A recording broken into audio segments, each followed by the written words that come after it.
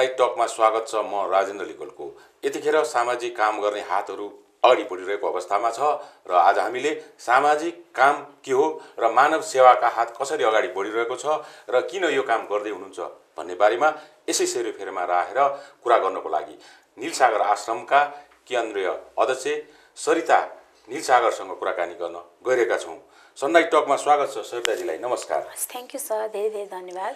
अब भन्नुहोस् न, तपाईँले यति कठिन काम अगाडि बढाइराख्नु भएको छ, मानव सेवा गर्ने काम निस्वार्थ ढङ्गले अगाडि बढिरहँदा यो काम गर्ने प्रेरणा कसरी मिल्यो र कसरी यो पहिला कहाँबाट सुरु गर्नुभयो? प्रेरणाको स्रोत कहाँबाट पाउनु? प्रेरणाको स्रोतहरू? सर्वप्रथम त हजुरलाई एकदमै धेरै धेरै धन्यवाद। यो नीलसागर सेवा आश्रम यो नेपालगञ्जको बाँके जिल्लाबाट सुरु भएको संस्था हो र यो संस्था सुरु गर्नुभन्दा अगाडि म बाहिर विदेशमा गएर यो विषयमा अध्ययन पनि गरेको थिएँ, ट्रेनिङ पनि गरेको थिएँ। सिनियर सिटिजन केयर सम्बन्धीको विषयमा थियो। तर म आफैले स्वयं यसरी एउटा संस्थापक अध्यक्ष भएर यसरी सेवा गर्छु भन्ने सोच चाहिँ थिएन मेरो। म त्यो बेलामा 22-23 वर्षको उमेरमा एउटा पढाइको सिलसिलामा, एउटा जबको सिलसिलाको लागि म त्यहाँ अध्ययन गर्न गएकी थिएँ र कारणवश म नेपाल फर्किसकेपछि मेरो चाहिँ एउटा दुर्घटना घट्यो। मेरो एउटा मात्रै भाइ बाइक दुर्घटनामा उसको निधन भइसकेपछि मलाई जीवन भनेको के एकदमै छोटो रहेछ। आज हामी छौँ, भोलि हामी नरहन सक्छौँ। त्यस कारणले यो मेरो समय, यो मेरो बाँकी उमेर जति जसको लागि आवश्यकता छ मैले त्यसको लागि नै दिनुपर्छ भन्ने सोच आयो मलाई।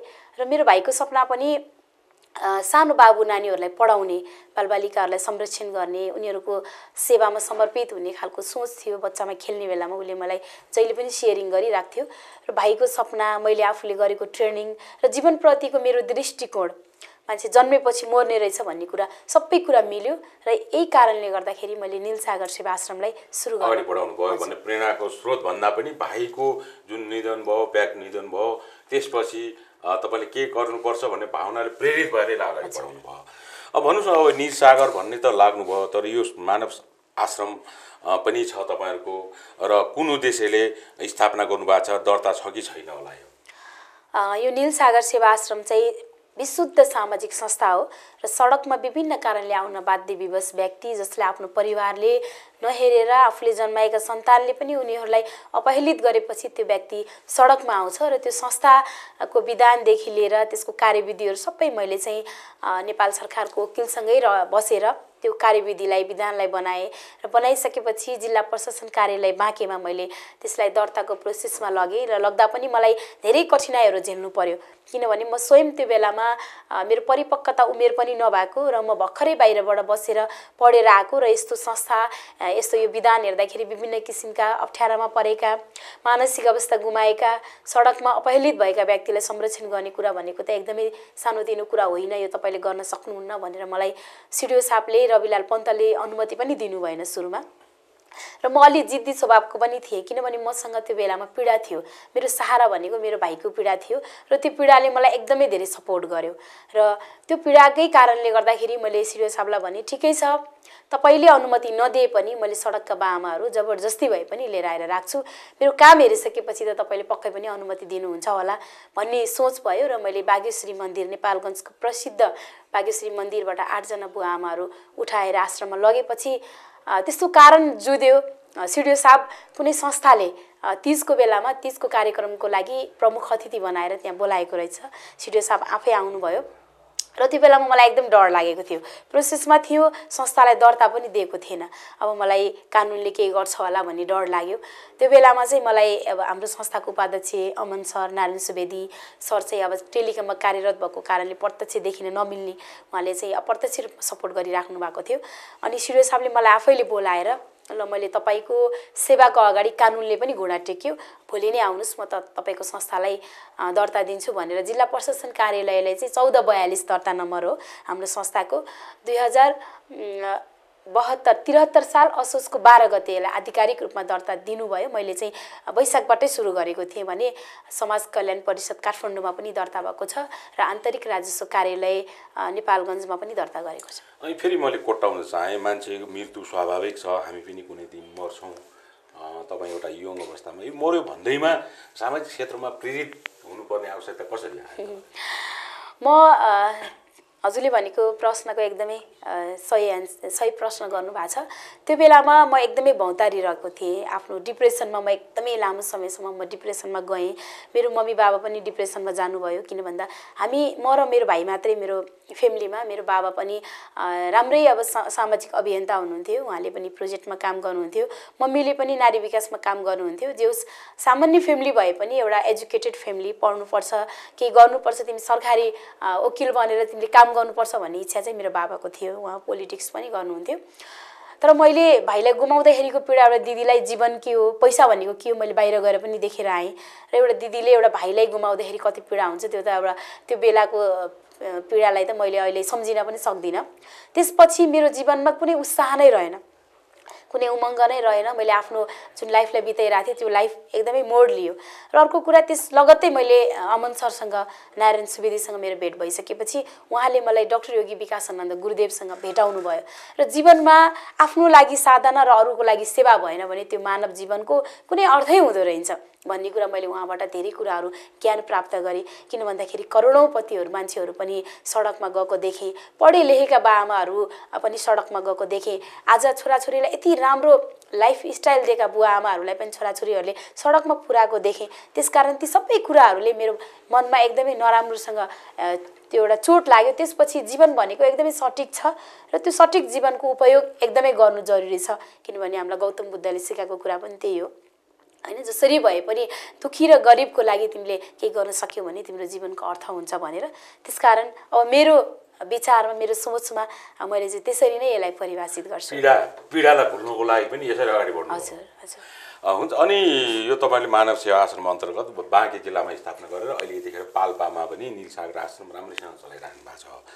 यो आश्रममा खर्च अनाथ धेरैहरू, सडकहरू राम्रो काम गर्नुभएको छ, प्रशंसनीय छ। तर यसले खर्चको स्रोत कसरी अगाडि बढाउनु राख्नु? सुरुवात त अवश्य पनि छ त्यहाँ। हजुर, अब सुरुवातमा मैले यति धेरै ठाउँमा शाखाहरू विस्तार हुन्छ होला भन्ने सोच थिएन। किन भन्दा नेपालगञ्जलाई, बाँके जिल्लालाई टार्गेट गरेर यो संस्था विस्तार गरेका थियौँ। र मैले यति धेरै बुवा आमाहरू सडकमा हुनुहुन्छ भनेर मैले सम्झेको पनि सोचेको पनि थिइनँ। र सडकको पीडा के छ भन्ने कुरा मलाई मलाई थाहा पनि थिएन। किन भन्दा म एउटा पढ्दै गरेको स्टुडेन्ट, मलाई त्यो सामाजिक काम के हो भन्ने कुरा थाहा थिएन। मेरो बाबाले बाटोघाटो बनाउँदा, अरूलाई जबहरू लगाउँदा, बाबाले अरूहरूलाई सहयोग गर्दाखेरि यही होला सामाजिक काम भन्ने मेरो सोच त्यस्तो हुन्थ्यो। बाँके जिल्लाबाट सुरु गरेको संस्था आज सबै ठाउँको बुवा आमाहरूलाई जम्मा गर्दाखेरि पनि, बाबु नानीहरूलाई जम्मा गर्दा पनि 545 जना अहिले हाम्रो संस्थामा संरक्षित हुनुहुन्छ। र रह्यो पाल्पाको, हामीले चाहिँ प्रदेश नम्बर 5 लाई नै सडक मानवमुक्त प्रदेश निर्माण गर्नुपर्छ भनेर नेपाल सरकारसँग सम्झौता गरेका थियौँ। र बुटोलमा अलरेडी त्यहाँ आश्रम भएको कारणले गर्दा पनि र अलिकति उहाँहरूलाई पाल्पा जिल्लाको मौसम पनि एकदमै राम्रो, र हाम्रो जुन अहिले पाल्पा जिल्लाको संयोजक हुनुहुन्छ देव प्रसाद बजाचारी बुवा, उहाँ नेपालगञ्ज एउटा आफ्नो फ्यामिलीको लागि भेट्न जाने क्रममा नीलसागर भिजिट गर्नुभएको थियो। र त्यो बेलामा उहाँसँग हाम्रो कुराकानी पनि भएको थियो। हामीले पाल्पामा एउटा आश्रमलाई विस्तार गर्न पाए हुन्थ्यो, हामीसँग बजेट त छैन, भाडा तिर्न सक्ने हामीसँग त्यस्तो खालको इन्कम पनि छैन, तर हामीसँग एउटा मन छ, भावना छ, हामीले गरेका अनुभवहरू छ भनेपछि बुवाले हामीलाई एकचोटि बोलाउनु भयो। उहाँको समितिहरूसँग हामीले कुरा गऱ्यौँ र कुरा गरेपछि लगभग झन्डै कुरा गरेको 1 वर्षपछि हामीले सेवालाई विस्तार गऱ्यौँ।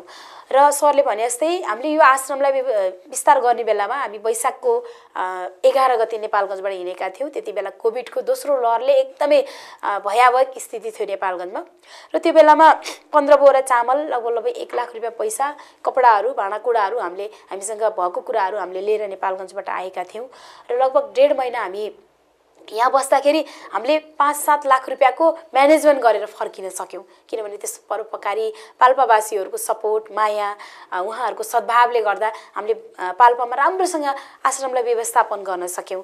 र सुरुवातमा अलिकति खोजेर सापट्टि गरेर भए पनि म्यानेज गऱ्यौँ भने अहिले पछिल्लो 1-2-3 महिनाको यो टाइममा चाहिँ पाल्पाका विभिन्न सङ्घ संस्थाहरू, लायन्स क्लबहरू र भोजन सेवा एकदमै यहाँको चाहिँ एकदमै राम्रो पक्ष भनेको चाहिँ आफ्ना बितेका पुर्खाहरूको सम्झनामा भोजन सेवा लगभग एकदमै रेगुलरै भइरहेछ। त्यो भोजन सेवाले पनि यहाँको खर्चलाई धेरै म्यानेज गरेको छ भने केही खर्चहरू लगभग आधा जति खर्चहरू जस्तो पानी किन्नुपर्ने, कर्मचारीलाई दिनुपर्ने, रेगुलर औषधिहरू खुवाउनुपर्ने, अन्य खर्चहरू चाहिँ अहिले हामीले केन्द्रबाटै म्यानेज गरिरहेछौँ। र यसको निश्चित आय स्रोत चाहिँ केही छैन। प्रपोजलको आधारमा सरकारले केही बेला बेलामा केही रकमहरू छुट्याएको हुन्छ, त्यो रकम नेपालगञ्जको लागि पनि पर्याप्त छैन, किनभने नेपालगञ्जमै अहिले 4-5 लाख रुपियाँ मासिक खर्च छ। अहिले हामीले यसरी नै चाहिँ अब अहिले भर्खरै हामीले ज्योति विकास ब्याङ्कबाट लोन लिएर त्यसरी पनि व्यवस्थापन गरिरहेका छौँ भने पाल्पा जिल्लामा यहाँको बासिन्दाहरूले पनि हामीलाई धेरै सपोर्ट गर्नुभएको छ। यसरी सहयोग त भनौँ दान चन्दाबाट विभिन्न सङ्घ संस्था लायन्स क्लबहरू होइन यहाँको चन्दादाता यहाँको समाजसेवीहरूबाट गरिरहँदाखेरि यसको दाताहरू कोही छन् यस्तो ब्याङ्कबाट लोन होइन दाताहरू कसैले त्यो बाहेक चन्दादाताहरू बाहेक अन्य कसैले सहयोग गरेछ भने भनिदिनु। यो संस्थाको उपाध्यक्ष हाम्रो अमन सर हुनुहुन्छ, जो स्थापना कालदेखि यो संस्थालाई फाइनेन्सियली पाटो उहाँले एकदमै सपोर्ट गर्नुभएको थियो। तर प्रत्यक्ष रूपमा उहाँले चाहिँ के भन्नुहुन्छ भने मलाई त्यति धेरै मेरो बारेमा नभनिदिनु होला। यो नेपालगञ्जमा स्टार्टिङ गर्ने बेलामा पनि मैले 50,000 घर भाडा लिएर त्यो घर आश्रम स्टार्टिङ गर्ने बेलामा मलाई त्यति बेला 3 लाखको समस्या परेको थियो। अग्रिम भुक्तानी दिनुपर्ने घरबेटीले मलाई तेरो बुवा आमाहरूलाई सडकमा लैजा भन्ने बेलामा देखि नै उहाँले अहिलेसम्म सपोर्ट गरिराख्नु भएको छ। र उहाँ नेपाल सरकारको दूरसञ्चार कर्मचारी भएको कारणले गर्दा र उहाँको अब आफ्नै जेठो छोरो सीए पढेर अहिले फाइनल हुनुभयो भने माइलो छोरो अहिले भर्खरै अमेरिकाको लागि डक्टर पढ्नलाई जानुभएको छ। उहाँले चाहिँ अब आफ्नो तलबहरू लिएर आएर रेगुलर सहयोग गर्ने दाता भनेको चाहिँ उहाँ हुनुहुन्छ भने अब हाम्रो कोकिल गोविन्द श्रेष्ठले अहिले पछिल्लो समयमा पाल्पा जिल्लामा ट्रस्ट पनि बनाइदिनु भएको छ। त्यहाँ बुवा आमाहरूलाई बेन्च टेबलहरू खानको लागि बनाउनु भएको छ भने पाल्पा जिल्लामा त्यस्तो अप्ठ्यारो पर्यो, हामीले खाद्यान्नको पैसाहरू तिर्न सकेनौँ, त्यस्तो समस्या पर्यो भने चाहिँ हामीलाई पाल्पामा चाहिँ अलि धेरै सपोर्ट गर्ने भनेको चाहिँ कोकिल गोविन्द श्रेष्ठज्यू सर हुनुहुन्छ, जो संस्थाको प्रमुख सल्लाहकार भनेर हामीले नियुक्ति गरेका छौँ। भने अब धेरैजना दाता हुनुहुन्छ, सबैजनाको नाम मलाई याद नहुन सक्छ। भोजन सेवाको निम्ति चाहिँ पाल्पामा सपोर्ट गर्नुभएको छ। त्यसरी नेपालगञ्जमा एउटा हाम्रो प्रमुख अभिभावक चाहिँ विजय गुप्ता सर हुनुहुन्छ।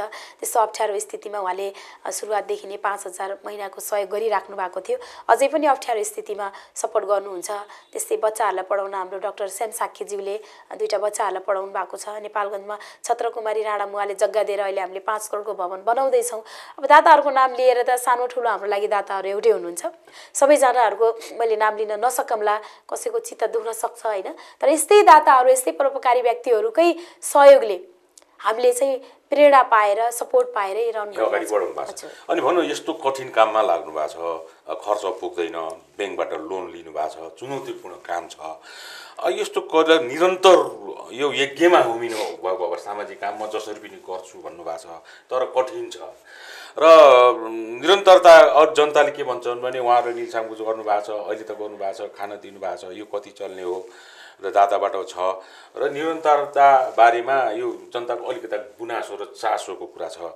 अब तपाईँ कठिन अवस्थाबाट गुजेर अगाडि बढिरहनु एउटा कमिटमेन्ट गरेर प्रतिबद्धताका साथ एउटा आफ्नो निश्चित लक्ष्य म जसरी पनि पुरा गर्छु भनेर हिँडिराख्नु भएको छ। एउटा यस्तो कठिन यज्ञमा घुमिरहँदाखेरि यसलाई निरन्तरता दिनको लागि कतिको सम्भावना, अब निरन्तरता बिचमा पनि धेरै छोडेको संस्थाहरू छन्, त्यस कारणले गुनासाहरूलाई समेट्दै यो निरन्तरता र कठिन पार गर्दै अगाडि बढिरहँदाखेरि यो निरन्तरता दिन सकिएला कि नसकिएला, यस्तो सक्छु भन्ने जुन तपाईँ अहिलेसम्म आउनु भएको छ यसको बारेमा पनि थोरै जानकारी तमाम जनताले सुनिरहेछन्। यो जनताले के भन्ने निरन्तर हुने के त गर्नु भएको छ, यस्तो सहयोग दिएर कति दिन चल्ने हो भन्ने गुनासाहरूलाई पनि क्यास गरेर तपाईँले पुरा भनिदिनु।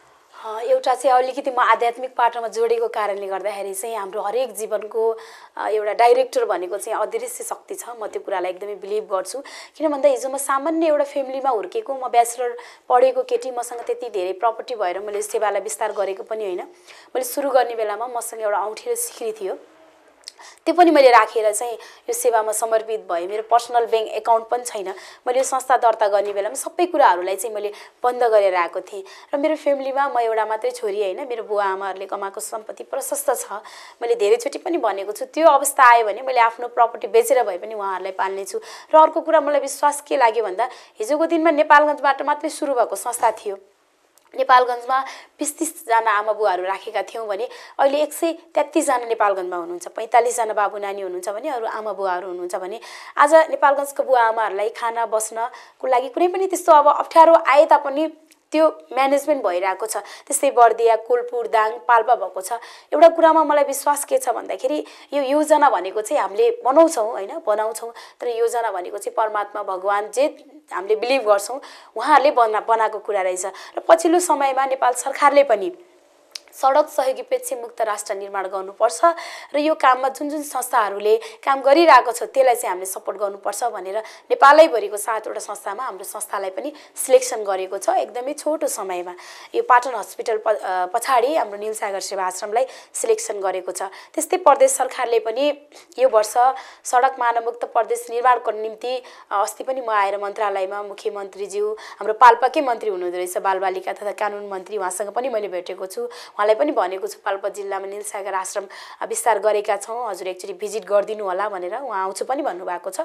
र यो दायित्व भनेको चाहिँ नेपाल सरकारको हो, किनभने सरकारले विकासलाई मात्रै हेर्ने होइन, सरकारले ठुल्ठुलो उद्योगहरू मात्रै निर्माण गर्ने होइन। मान्छेहरू खाना नपाएर ती जनताहरू सडकमा मरिरहेका छन्, भोकभोकै कराइरहेका छन्, तिनको जिम्मेवारी सरकारले लिनुपर्छ भनेर हामी जस्तो सङ्घ संस्थाहरूले एउटा पोलिसी बनाएका छौँ र त्यो पोलिसी सरकारलाई बुझाएका छौँ। र मलाई लाग्छ अबको यो 1 वर्षभित्रमा सरकारले उहाँहरूको व्यवस्थापनको निम्ति केही न केही पहल चाहिँ गर्छ होइन, त्यो गर्नै पर्छ। र त्यो एउटा नीतिगत रूपमा गइसकेको पनि छ, त्यसलाई कार्यान्वयन गर्न लागिसकेको पनि छ, त्यो निर्णय हुन पनि लागिसकेको छ। अर्को कुरा त्यो सरकारको पक्षको कुरा भयो भने, अर्को कुरा जस्तो हामी मानवहरू छौँ होइन, मेरो घरमा चाहिँ भएका अब आवश्यकभन्दा अनावश्यक चिजहरू पनि हामीले डोनेसन गर्न सक्छौँ। र यो जीवनमा हामी जन्मेको भनेको आफ्नै परिवारको लागि होइन रहेछ, मैले त्यो कुरा बुझेँ। मैले मेरो 2टा छोराछोरी मात्रै पालेर, मेरो श्रीमानलाई मात्रै हेरेर, मेरो परिवारलाई मात्रै हेरेर म जान्छु भने मेरो पछिका ती पुस्ताले पनि त्यही गर्छन्। त्यस कारणले प्रत्येक व्यक्तिले, प्रत्येक सचेत नागरिकले होइन 29 दिन आफ्नो परिवारलाई पाले पनि एक दिन जसलाई हाम्रो आवश्यकता छ त्यसको लागि पैसै दिनुपर्छ भन्नु छैन। त्यो दिनको खाद्यान्न दिन सकिन्छ, त्यो दिनको लाग्ने चाहिँ ग्यास दिन सकिन्छ, त्यो दिनको व्यवस्थापन एउटा मात्रै जनताले गर्यो भने मलाई लाग्छ 365 दिनमा ती बुवा आमालाई 365 जना जनताहरू जोडिनु भयो भने सरकारको पनि मुख ताक्नु पर्दैन, कुनै चाहिँ डोनरको पनि मुख ताक्नु पर्दैन। एकदमै सजिलोसँग संस्थाहरू हामीले चलाउन सक्छौँ। हामीले दाङमा त्यो महसुस गरेका छौँ। दाङमा लगभग हामीलाई 10 करोड बराबरको प्रपर्टी, घर जग्गा हामी बसुन्जेलसम्मको लागि त्यहाँ एकजना बुवाले हामीलाई दान गर्नुभएको छ। इन्द्रबहादुर कार्की दाइले हामीलाई त्यहाँ दान गर्नुभएको छ भने त्यहाँको खर्च व्यवस्थापन सबै जनताले गरेको छ। हामीले कहिले कहिले कपडाहरू आवश्यकता अथवा औषधिहरू आवश्यकता केही कुराहरू आवश्यकता पर्दाखेरि हामीले दिन्छौँ। त्यहाँको संयोजक हुनुहुन्छ प्रकाश विष्ट, जो आफै स्वास्थ्यकर्मी पनि हुनुहुन्छ, उहाँले त्यसको व्यवस्थापन गर्नुभएको छ भने अलिकति गाह्रो भनेको चाहिँ जहाँ जनसङ्ख्या बढी छ नेपालगञ्जमा, बाबु नानीहरू पढ्नु पर्यो बोर्डिङ स्कुलहरूमा, त्यसले गर्दा गाह्रो भएको हो। मलाई लाग्छ यो संस्थाहरू चलाउनको निम्ति त्यति गाह्रो छैन। हामी हरेक परिवारले दिनमा 1-1 मुठी चामल, 1-1 मुठी दाल कलेक्सन गरेर दिन सक्छौँ। र हाम्रो दायित्व भनेको आफ्नो लागि मात्रै होइन, हामीले आफ्नै लागि मात्रै सोच्यौँ भने हामी एउटा मानव हुनुको कुनै अर्थै हुँदैन। किनभने पशुले पनि आफ्नो परिवार पालिरहेको छ, आफ्नो बच्चालाई पशुले पनि हेरिरहेको छ भने पशुभन्दा त हामी चेतनशील प्राणी हो नि। त्यो कुरा हामी हरेक नागरिकले बुझ्नुपर्छ। र हामी एउटा आध्यात्मिक क्षेत्रमा जोडेको कारणले हाम्रो डाक्टर योगी विकासानन्द गुरुदेवले पनि नीलसागर सेवा आश्रमको प्रोग्रामको लागि त्यस्तो आवश्यक पर्यो भने उहाँले पनि विभिन्न ठाउँमा प्रोग्राम गरेर नीलसागर आश्रमको लागि त्यसरी फन्डिङहरू पनि जुटाइदिनु भएको थियो पहिला। अहिले पनि हामीले त्यस्तो अवस्था आयो भने गुरुदेवलाई पनि भन्न सक्छौँ। र हामी आफैले पनि स्कुलमा गएर बाबु नानीहरूलाई आमा बुवालाई नपाल्दाखेरिको परिणाम के हो त हैन। आज आमा बुवाहरूले तपाईँलाई यति महँगो स्कुलहरूमा पढाउनु भएको छ, भोलि ती आमालाई वृद्धाश्रममा छोड्ने त होइन नि त। त्यो किसिमको हामीले शिक्षाहरू स्कुलमा दिँदा बच्चाहरू आफ्नो जन्मदिन मनाउन आउन थाले, आफ्नो बुवाहरूले एनिभर्सरीहरू मनाउन थाले। त्यसरी पनि हाम्रो नीलसागरको खर्चहरू व्यवस्थापन धेरै भएको छ। त्यस कारणले र अर्को कुरा जस्तो अघि सरले भन्नुभयो कसरी चल्छ होला, भोलि फेरि यसको यो संस्था छोडेर जाने पो हो कि, त्यस्ता कुराहरू धेरै भएको छन् नेपालमा सङ्घ संस्थाहरू। त्यही कारणले सिडिओले मलाई सुरुमा दर्ता पनि दिनुभएको थिएन। तर मेरो तर्फबाट, मेरो टिमको तर्फबाट म एउटा प्रतिबद्धता के गर्न चाहन्छु भने 545 जनालाई त संरक्षण गरेको छ भने पाल्पा जिल्लामा अहिले 27 जना हुनुहुन्छ।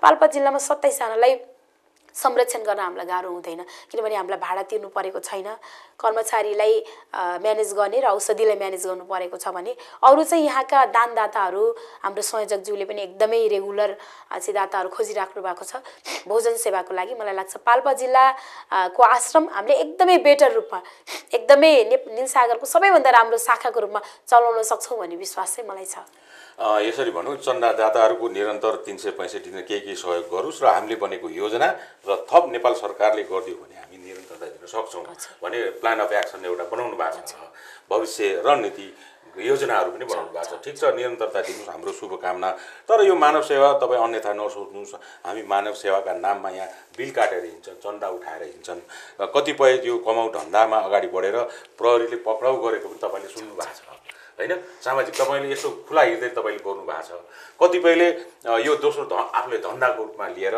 महिलाहरू पुरुषहरू बालबालिका लिएर पैसा उठाउने बिल काटेर हिँड्ने त्यसलाई कतिपय ठाउँमा प्रहरीले पक्राउ गर्यो भन्ने पनि तपाईँ हामीले सुनेका छौँ यो व्यवस्था सामाजिक काम गरिरहँदा यसरी पक्राउ पर्यो भन्ने सुन्दा तपाईँले यस कुरालाई कसरी हेर्नु भएको छ मैले चाहिँ यो कुराहरू धेरै सुनेको पनि छु होइन मलाई सुरुमा यस्ता कुराहरूले डर पनि लाग्थ्यो कतै कुनै दिन मेरो मनमा त्यो लोभ अहङ्कार नआओस् भनेरै मैले आफूलाई साधनामा खारेँ र अर्को कुरा मैले आफ्नो भाइलाई गुमाइसकेको छु मेरो बुवा आमाले उहाँ मेरो लागि प्रशस्त प्रपर्टी कमाइसक्नु भएको छ र कालान्तरमा त्यो प्रपर्टी नीलसागरकै नाममा हुने हो किन भन्दा म त एउटा अनम्यारिड मैले दिने भनेको चाहिँ मेरै बाबु नानीलाई मेरो बच्चाहरूलाई हो र अर्को कुरा यो संस्थाको उपाध्यक्ष आफै पनि एउटा सक्षम व्यक्ति हुनुहुन्छ र मैले मेरो टिममा यस्तो व्यक्तिहरू जोडेको छु कि जसले मैले भन्न सक्छु तपाईले त यो राम्रो गर्नु भएको छ त्यसरी यो अन्य ठाउँमा पनि यसो गर्छ त्यो कसरी एउटा व्याख्यात्मक रूपमा यसरी पनि भएको छ मान्छेले कमाउ धन्दाको रूपमा तपाईले सही गर्नु भएको छ कसरी हेर्नु भएको छ यो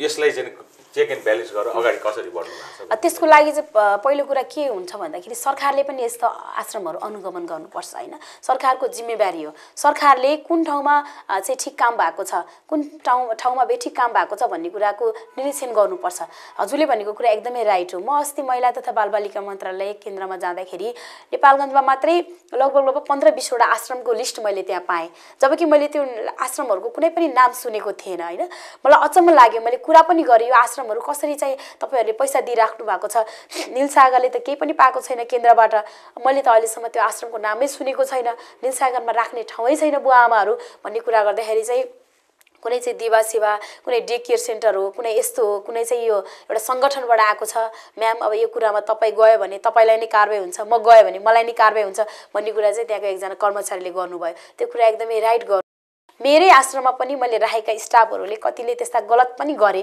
कतिसँग पैसा उठाएर हाम्रो आश्रमलाई जानकारी पनि दिएनन् पछि मैले तिनीहरूलाई कारबाही गरेँ हैन त्यो त्यस्ता संस्थाहरूलाई चाहिँ हामी जस्तो जनताहरूले हामीले दिएको डोनेसन चाहिँ त्यहाँका बाआमाले पाएका छन् कि छैनन् त्यहाँका बाबु नानीहरूले पाएका छन् कि छैनन् ती बाबु नानीहरूले राम्रोसँग खाना पाएका छन् कि छैनन् उनीहरूको उच्च शिक्षामा कस्तो छ भन्ने कुरा राज्यको निगरानीमा चाहिँ हुनुपर्छ किन भन्दा यो नेपाल सरकारमा रजिस्टर भइसकेपछि त्यसको एउटा मासिक प्रतिवेदन हुन्छ हैन मैले त प्रत्येक मासिक प्रतिवेदन नेपालगञ्ज उपमहानगरपालिकामा बुझाएको हुन्छु जिल्ला प्रशासनमा बुझाएको हुन्छु भने त्यहाँका सम्बन्धित ओडाहरूमा बुझाएको हुन्छु र मैले जहाँ जहाँ संस्थाहरूलाई दर्ता गरेको छु त्यहाँ मैले मासिक अथवा वार्षिक प्रतिवेदन बुझाएको हुन्छु त्यही रिपोर्टको आधारमा उनीहरू अनुगमन गर्न आउँछन् त्यसरी चाहिँ निरीक्षण गरेको छ भने सरकारतिरबाट पनि त्यो फितलो भयो हैन त्यो डोनेसन लगेको डोनेसन त्यहाँ आमा बुवाहरू छन् कि छैनन् बाबु नानीहरू छन् कि छैनन् त्यो डोनेसनले त्यहाँ पर्याप्त भएको छ कि छैन अथवा उले आफ्नो पर्सनल खर्चको लागि गरिरहेको छ भन्ने कुरा सरकारले पनि निगरानी गर्नु पर्यो र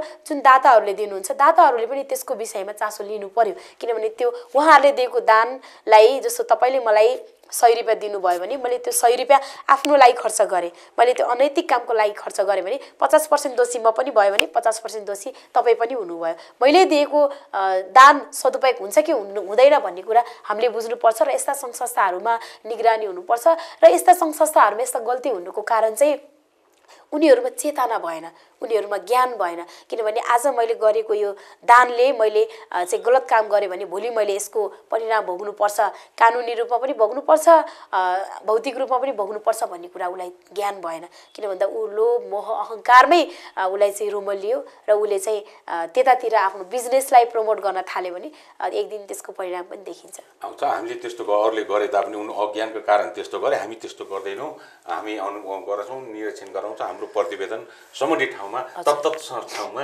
हामी वार्षिक प्रतिवेदनहरू बुझाइरहेछौँ। हामी निष्पक्षसँग अगाडि बढेका छौँ। म्याडम, करिब कार्यक्रमको अन्त्यमा आइसकेका छौँ। अन्तमा तमाम टेलिभिजन हेर्नुभएको दर्शकलाई अब नीलसागर आश्रम मानव सेवाबारे के छुटपुट छ भने उहाँहरूलाई चाहिँ सन्देश अथवा आफ्नो छुटपुट भनाइ मैले सोध्दै थिएँ भोलि भने छुटपुट भनाइसहित राखिदिनुहोस् न। सर्वप्रथम त सबैजना दानदाताहरूलाई एकदमै सहयोग गर्नुभएकोमा उहाँहरूलाई कृतज्ञता व्यक्त गर्न चाहन्छु। र अरू संस्था जस्तै नीलसागर सेवा आश्रमलाई तपाईँहरूले सोच्नु पनि पर्छ, हेर्नु पनि पर्छ, कतै नीलसागरमा गलत पो भएको छ कि के थाहा, नीलसागरका हामी नहुँदा, हामी बाहिर हुँदा त्यहाँको कर्मचारीहरूले बुवा आमाहरूले पाउनुपर्ने सुविधाहरू पाएको छ कि छैन, त्यो कुरा चाहिँ बासिन्दाहरू जसले सहयोग गर्नुभएको छ त्यो कुराहरू चाहिँ बुझ्नुपर्छ। र अर्को कुरा, मैले नीलसागर खोल्नुपर्नेको कारणहरू पनि सबै कुराहरू प्रष्ट गरेँ।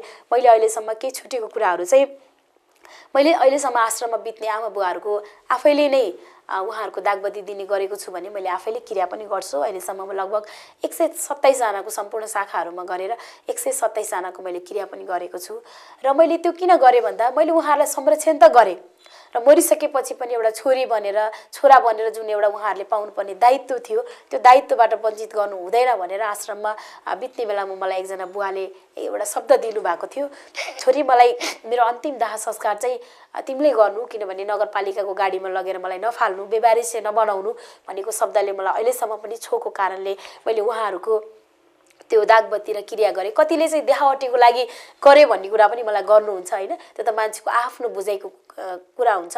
र यो समाजमा मनकारी व्यक्तिहरू पनि धेरै भएको कुरा मैले पाएँ। जति मान्छेले नेगेटिभ पाटोबाट हेरेको हुन्छ भने त्यति पोजिटिभ पाटोबाट हेरेका व्यक्तिहरू नभएका भए सायद आज ती सडकमा भोकै नाङ्गै कराउँदै मानसिक अवस्था गुमाएका व्यक्तिलाई हामीले यसरी व्यवस्थापन गर्न सक्थेनौँ। र अर्को कुरा, सामाजिक काम गर्ने मान्छेहरूले गल्ती गरेका छन्, कसैले राम्रो काम गरेका छन्, तिनको मूल्याङ्कन हुनु पनि जरुरी छ। र हामीले लिएर आउने बुवा आमाहरू, हामीले संरक्षण गर्ने बुवा आमाहरू दिदीबहिनीहरू भनेको एकदमै मानसिक रूपमा विक्षिप्त भएका हुन्। उनीहरूलाई हरेक टेक केयर चाहिन्छ। पाल्पामा त हजुरले के देख्नु भएको छ, नर्मली बुवा आमाहरूले राखेका छौँ होइन। नेपालगञ्जमा अहिले पनि हाम्रो 3 जना बच्चाहरू जन्मिरहेछ, सडकमै रेप भएका दिदीबहिनीहरू, सडकमै चाहिँ बलात्कृत भएका दिदीबहिनीहरूबाट पोहोर साल हाम्रो 4 जना जन्मियो, अहिले 3 जना जन्मेको छन्। फेरि अहिले 2 जना प्रेग्नेन्ट महिलाहरू मैले चाहिँ उद्धार गरेर लगेको छु। सडकमा भएका ती कथा व्यथाको बारेमा सरकारलाई चासो नै छैन, सम्बन्धित निकायलाई चासो नै छैन। मासिक खर्चै नेपालगञ्जमा 4 देखि 5 लाख खर्च छ। घर भाडा, 12 जना त हाम्रो कर्मचारी छ, 5 जना त स्टाफ नर्स छ, त्यति धेरैको भोल्नुमा हामीले संरक्षण गरेका छौँ भने त्यो भित्रको कथा व्यथाहरू मान्छेले बुझ्न चाहँदैन। मान्छेले बाहिरी रूपमा हेर्छ, यिनीहरूले आफ्नो लागि गरे होला, आफूले चाहिँ फाइदा खानको लागि गरे होला भनेर होइन। फाइदै कमाउनको भए त म जापानमा बसेर 3 महिनामा 2.5 लाख रुपियाँ सिनियर केयर सेन्टरमै मलाई दिन्थेँ। मैले स्कलरसिप पाएको थिएँ, मलाई यो काम गर्नुपर्ने आवश्यकतै थिएन। म राम्रै पढे लेखेको छोरी, मेरो बाउ आमाको आफ्नै प्रपर्टी भएको मान्छे, मैले राम्रै बिजनेस गरेर खान सक्थेँ। तर मान्छेको लाइफमा एउटा टर्निङ पोइन्ट आउँदो रहेछ, जस्तो गौतम बुद्धको लाइफमा चाहिँ टर्निङ पोइन्ट आयो, उहाँले घर छोड्ने प्रतिज्ञा गर्नुभयो र बुद्ध बन्नुभयो। त्यसकारण मेरो पनि लाइफमा मैले भाइलाई गुमाइसकेपछि सरिताको लाइफमा पनि एउटा टर्निङ पोइन्ट आयो। मैले पनि मेरो बुवा आमाहरूलाई 2 वर्षसम्म छोडेँ। 2 वर्षपछि नै म आफ्नो घरमा इन्ट्री गरेँ। सडकका बुवा आमाहरू पाल्यौ, फोहोरी मान्छेहरू लयौ, पागलहरूसँग तिमीले चाहिँ बस्यौ भनेर मेरो परिवारले, मेरो फ्यामिलीले, आफन्तले मलाई पनि त्यस्तो व्यवहार गर्नुभयो, बोल्नुहुन्थेन। पछि उहाँले बुझ्दै जानुभयो, हामीले गरेको स्वार्थ जीवनभन्दा त छोरीले गरेको जीवन बेटर रहेछ भनेर मेरो परिवारहरू जोडिनु भयो, बिस्तारै समाजहरू जोडिनु भयो, बिस्तारै साथीसँगै जोडियो र आज राष्ट्रै जोडिएको छ। सरकारले 2 चोटिसम्म मलाई विभूषित पनि गरेको छ। सरकारले विश्वास पनि गरेर सम्झौता पनि गरेको छ।